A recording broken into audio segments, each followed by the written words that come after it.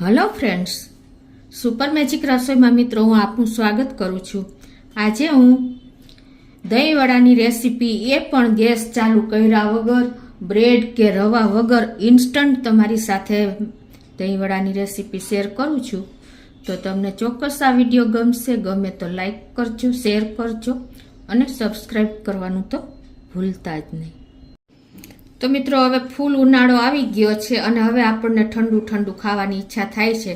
તો ઇન્સ્ટન્ટ તમારે કાંઈ પણ જાતની મહેનત વગર ઇઝીલી બની જાય ને એવા દહીંવડા તમારી સાથે શેર કરું છું મિત્રો। કે આપણે આમાં બિલકુલ ગેસ ચાલુ નથી કરવાનો, તો પછી તળવાની કે રોસ્ટ કરવાની તો વાત જ નથી આવતી, તો પણ એકદમ ટેસ્ટી એવા આપણા દહીંવડા અલગ જ રીતે થશે। તો હવે આપણે બનાવવાનું ચાલુ કરીએ। તો મિત્રો આ દહીંવડાના ઇન્ગ્રેડિયન્ટમાં મેં ડાળિયા લીધા છે, ફોતરા ઉતારેલા અડધો કપ, અને 1.5 કપ જેવા મમરા લીધા છે। અને વેજીટેબલમાં મિત્રો મેં કેપ્સિકમ છે, ટમેટા છે, કોબીજ છે અને ધાણા ભાજી છે। મિત્રો તમારી પાસે જે અવેલેબલ હોય ને, ગાજર છે, કોઈ પણ વસ્તુ તમે, દાડમ છે, બધું નાખી શકો છો। અને આદુ લસણની પેસ્ટ છે। અને મસાલામાં મિત્રો આપણે રોસ્ટેડ જીરા પાવડર છે, મીઠું છે, લીંબુનો રસ છે, 1 લીંબુનો રસ લીધો છે, ચાટ મસાલો છે, ખાંડ છે, સંચર પાવડર છે અને મેઇન ઇન્ગ્રેડિયન્ટ મિત્રો આપણે 1 કપ દહીં લીધું છે અને પાણી જોશે। તો બનાવવાનું ચાલુ કરીએ।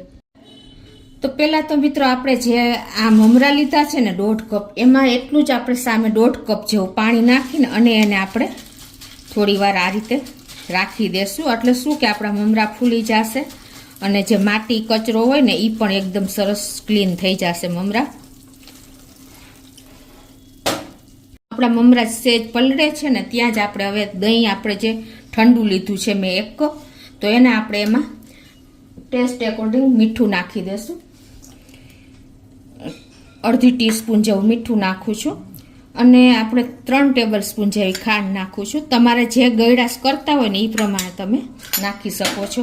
હવે આને આપણે એકદમ સરસ આ રીતે ફેટી લેશું, એટલે સરસ આપણું દહીં તૈયાર થઈ જાય। તમે જે કન્સિસ્ટન્સી રાખતા હો ને એ રીતે જ રાખવાની છે મિત્રો। અત્યારે મેં આમાં 1 ટેબલ સ્પૂન જેવી મલાઈ પણ નાખી છે અને એકદમ આપણે મલાઈ ઉતાર્યા વગરનું દહીં છે, એટલે એકદમ રીચ દહીં તૈયાર થાય છે મિત્રો। આ દહીં જ આપણને દહીંવડા સાથે સારું લાગે છે। તમે એક વખત ચોક્કસ આ રીતે ટ્રાય કરજો। તો હવે આપણું દહીં પણ ફેટાઈ ગયું છે, હવે એને આપણે ફ્રીજમાં મૂકી દેશું। તો આ બાજુ જો આપણા મમરા પણ સરસ થઈ ગયા છે, એકદમ સરસ ક્લીન પણ થઈ ગયા છે અને આવી રીતે આપણે એને નિતારીને લઈ લેવાના છે એક બોલમાં। જો આપણા મમરા પણ એકદમ સરસ નિતારીને લઈ લીધા છે। હવે આને આપણે મિક્સર જારમાં આ જે અડધો કપ જેવા ડાળિયા લીધા છે ને ફોતરા ઉતારેલા, એ નાખી દેશું। આ રીતે આપણે એને પીસી લેવાનું છે। તો આ મમરાને પણ આપણે મિક્સર જારમાં નાખી દેશું અને આ અડધો કપ ડાળિયાને આમાં નાખીને પીસી લેશું। તો હવે જો આપણે આ પીસાઈ ગયું છે, તો હવે એને આપણે એક બોલમાં કાઢી લેશું।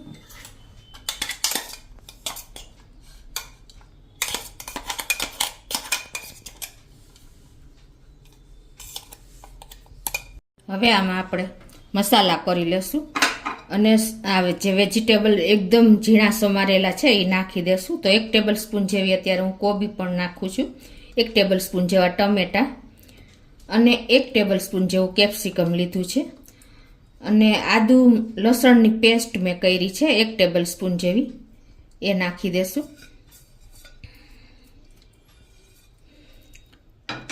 અને હવે આમાં આપણે ટેસ્ટ એકોર્ડિંગ અડધી ટીસ્પૂન જેવું જ મીઠું નાખશું, પછી તમારા ટેસ્ટ એકોર્ડિંગ વધઘટ કરી શકો છો। અને ચાટ મસાલો લીધો છે 1 ટીસ્પૂન જેવો, એ નાખી દેશું। અને હવે આ બધું આપણે મિક્સ કરી લેશું। રીતે આપણે જો એનો ડો તૈયાર કરી લેવાનો છે બધું મિક્સ કરીને।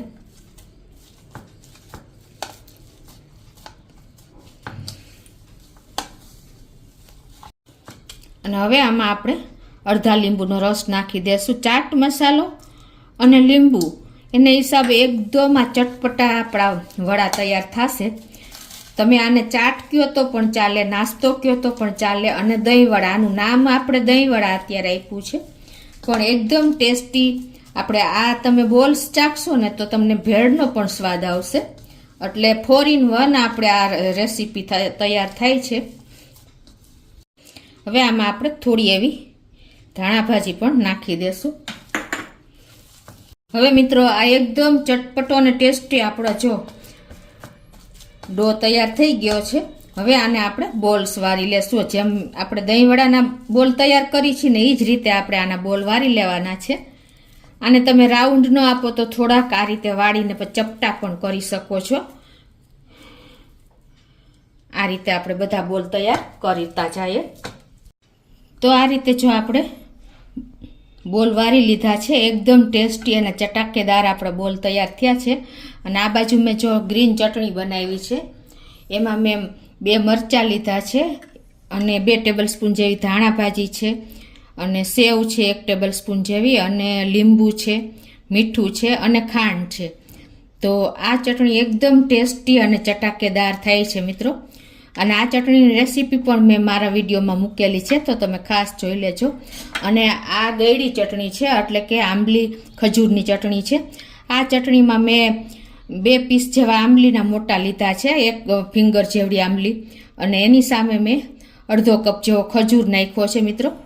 એકદમ ટેસ્ટી થાય છે. અને એમાં મેં આપણે સંચર પાવડર, ચાટ મસાલો અને આપણે મગજતરીના બી, લાલ મરચું, મીઠું નાખીને એકદમ સરસ મિક્સ કરી લીધી છે, તૈયાર કરી લીધી છે. એવી ગળી ચટપટી આપણી ચટણી તૈયાર છે મિત્રો.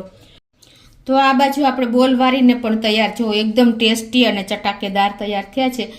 આ દહીંવડાના બોલ મિત્રો એકદમ હેલ્ધી છે, કેમ કે આપણે ઘણી વખત તૈરા વગર આપણે બ્રેડના દહીંવડા બનાવીએ છીએ, રવાના બનાવીએ છીએ, પણ એથી બેસ્ટ આપણે આજે દહીંવડા બનાવ્યા છે ને એકદમ હેલ્ધી અને ટેસ્ટી છે. તો હવે એને આપણે સર્વ કરી લેશું. તો પહેલાં તો આપણે આ દહીં તૈયાર કર્યું છે એ નાખી દેશું. તો આ રીતે આપણે એકદમ રીચ દહીં બનાવ્યું છે, કેમ કે આપણે એમાં મલાઈ પણ નાખી છે અને એકદમ આખા દૂધનું મલાઈ ઉતાર્યા વગરનું દહીં છે. તો આ રીતે દહીં નાખ્યા પછી મિત્રો આપણે એમાં મેં કાજુના કટકા લીધા છે એ નાખી દેશું.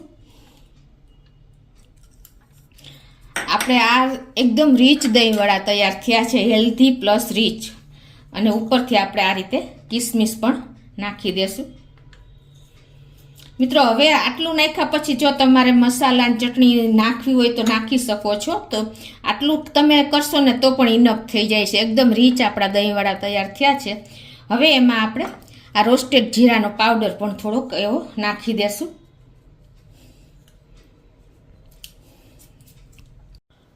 અને લાલ મરચું પાવડર પણ આપણે થોડું એવું સ્પ્રિંકલ કરી દેશું.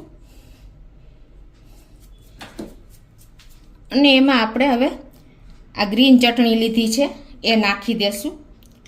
તમારા ટેસ્ટ એકોર્ડિંગ તમે નાખી શકો છો મિત્રો. જેટલું તમે આને સજાવશો ને એટલું લુકમાં બહુ ફાઇન લાગશે. અને પહેલાં આપણી આંખોને ગમે પછી જ આપણને ખાવાની ઈચ્છા થાય છે.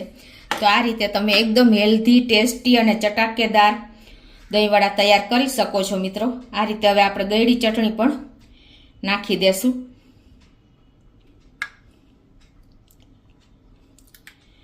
અને હવે એમાં આપણે થોડી એવી ધાણા ભાજી પણ નાખી દેશું ઉપરથી.